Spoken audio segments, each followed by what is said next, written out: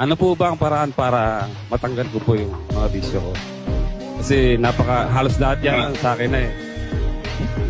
Alam mo kapatid, ang paraan iisa lang para ang lahat ng kasamaan sa buhay ng tao maalis. Kasama na ang bisyo, kasama na yung... Kasi kung minsan sabihin nila yung pambababae, bisyo raw yun. Hindi. Iba yun sa bisyo.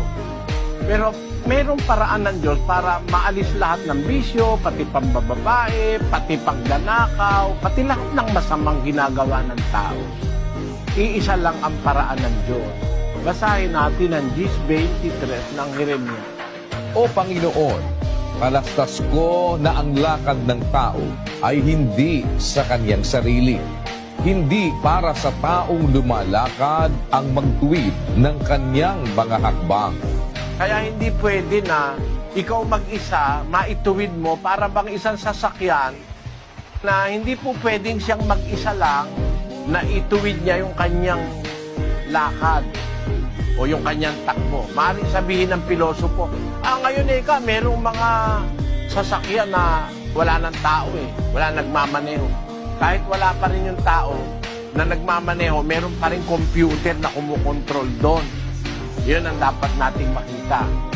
Ganun ang tao. Hindi maitutuwid ng tao ang kanyang hakbang. Siyang mag-isa lang.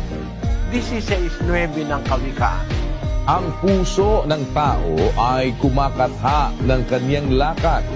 Ngunit ang Panginoon ang nagtutuwid ng kanyang mga hakbang. Ang tanging makakapagtuwid sa atin para maalis lahat ng kasamaan, ang Panginoon.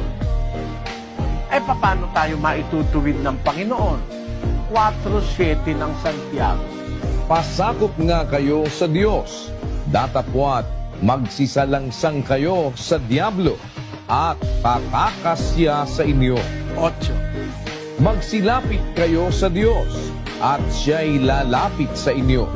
Mangaglinis kayo ng inyong mga kamay, kayong mga makasalanan, at dalisayin ninyo ang inyong mga puso, kayong mga may dalawang akala. Yun. Maliwanag kapatid, Pasakop kayo sa Diyos, ang sabi ng salita ng Diyos. At magsisalangsang kayo sa Diablo, tatakas siya sa inyo. Lalayasan ka ng demonyo, kasi yung demonyo nagpapagawa ng masama sa tao Parang isang sasakyang magpapamaneho ka sa Diyos. Pasakop ka sa Diyos. Labanan mo ang demonyo, tatakas siya sa iyo.